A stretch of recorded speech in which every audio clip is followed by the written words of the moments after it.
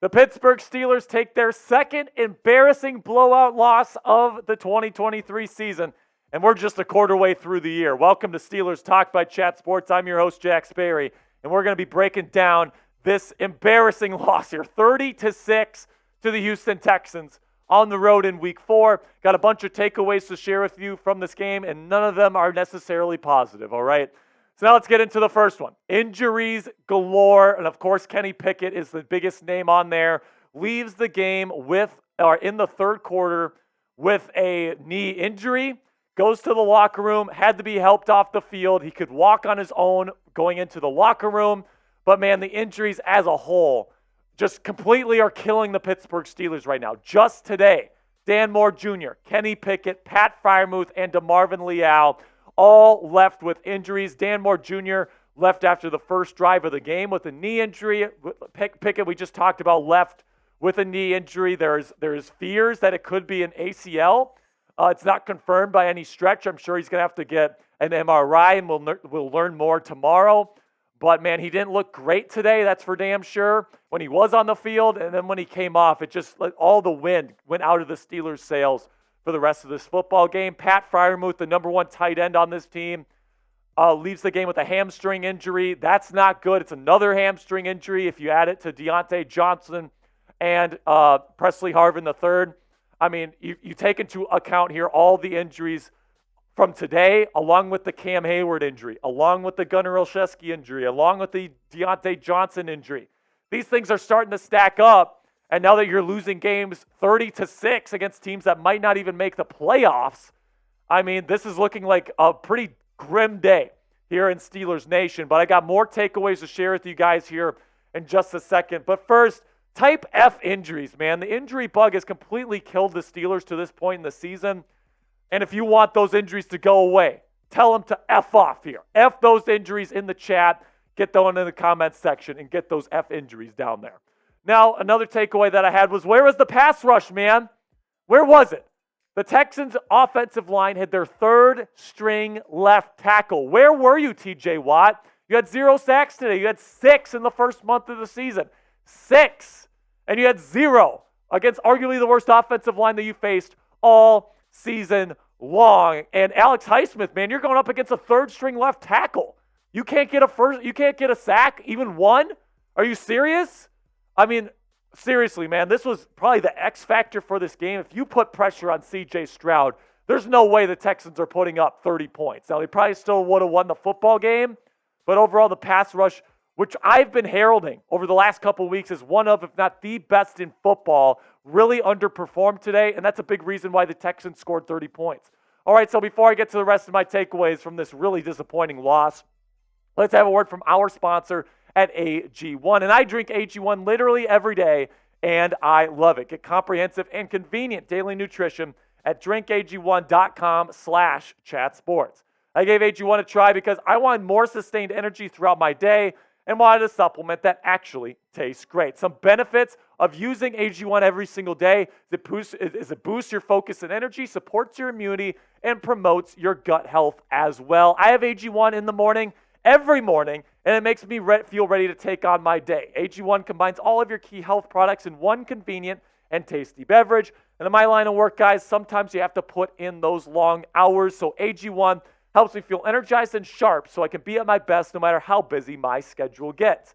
Covering my nutritional basis for the day literally couldn't be easier, which is why I trust AG1 every single morning. I just mix one small scoop of AG1 with 12 ounces of water and drink it first thing each morning. Done, simple, easy. Don't got to worry about it for the rest of the day. I also like that it costs less than $3 a day, which if you ask me is pretty darn good, especially because it's less than the Starbucks you're probably drinking every single morning. It's a really effective daily habit with the highest quality source ingredients, which is a win-win for you and your health. If a comprehensive solution is what you need from your supplemental routine, then AG1 is giving you a free 1-year supply of vitamin D and 5 free travel packs with your first purchase.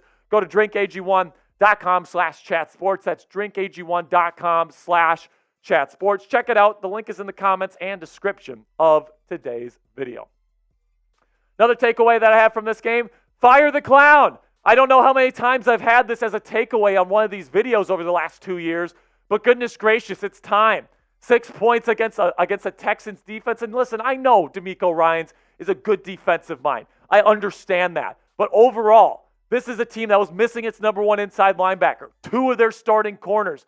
The 6 points against this team. Unacceptable from Matt Canada. Multiple times. Terribly designed screens.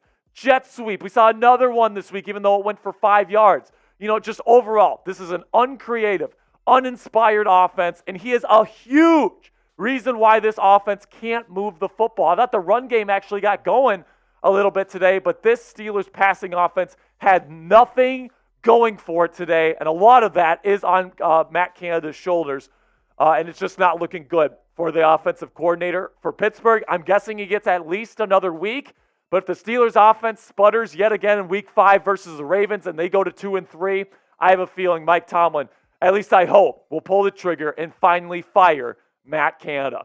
Now let me know down there in the comment section, who is to blame for the loss? Who do you blame the most? Do you blame Matt Canada? Do you blame Kenny Pickett? Do you blame Mike Tomlin? Do you blame Omar Khan? I don't know, man. Let me know down there in the comment section who is the most to blame for this game. For me, I'm going to say everybody. Everybody was to blame for this game. Canada played a role. Pickett played a role.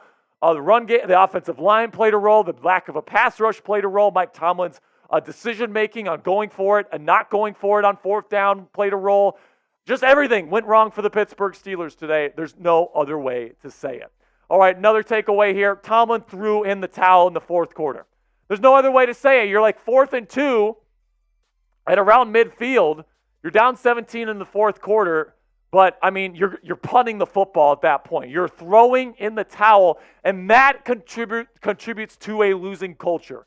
It does. It doesn't matter how much you're down. You have to go out and try and do your best to win the football game. With over 10 minutes left in the game, I know down 3 scores, you're probably not coming back with Mitchell Trubisky. All right, nobody thought that was going to happen. But at least we expected a little bit of fight. At least we expected this head coach to show some confidence and let these guys know, hey, I'm going to ride or die with this unit right here.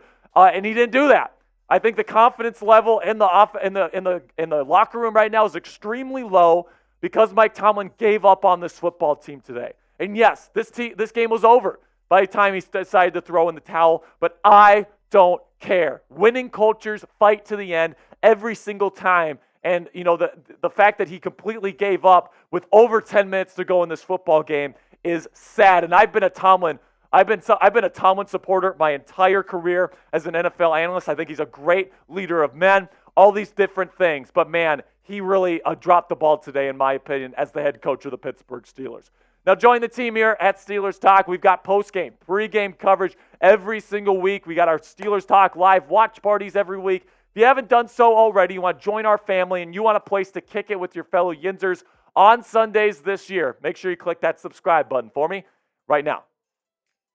And then my final takeaway here is that it's time to worry, guys. It really is. When you combine everything here with the injuries, with Kenny Pickett maybe out for the season with an ACL issue. I mean, we'll have to wait and see on that. But overall, man, this offense is not moving the football. It's just not. They didn't even have a play in Houston's side of the football field offensively in the first half. How is that even possible against the Houston Texans defense? I just don't understand it, man. Matt Canada is the worst offensive coordinator in the game today, in my opinion. And without Kenny Pickett, without Deontay Johnson, without Cam Hayward, without all these guys, key contributors in the lineup, I mean, it's gonna look like it's gonna be a tough season for the Pittsburgh Steelers here when they have to play tough teams like the Baltimore Ravens next week. It's just, I think there's a lot of stuff that is putting the Steelers behind the 8 ball here in the 2023 campaign. And unless there's a big move that comes up here in the time to come, I think the Steelers are probably in trouble here for the 2023 season. But I want to keep my hopes up. But, man, these injuries today, definitely going to be tough. Dan Moore Jr., Kenny Pickett, Pat Freiermuth, and DeMarvin Leal all leave with injuries today. That's in addition to Gunnar Olszewski, to James Daniels, to Presley Harvin III, to Cam Hayward, and Deontay Johnson. That's a long injury list, man. It just is. Kenny Pickett, hopefully he's going to be able to make a full recovery and come back this season. But in the meantime, it's looking like Mitchell Trubisky, unless the Steelers make a move. We'll probably be talking about that on tomorrow's show, going over the latest Steelers trade rumors, because I think the Steelers need to make a big move here. So if you want to join our family here at Steelers Talk and you want to see that trade rumors video that's probably coming out tomorrow, do me a favor, click that subscribe button right now.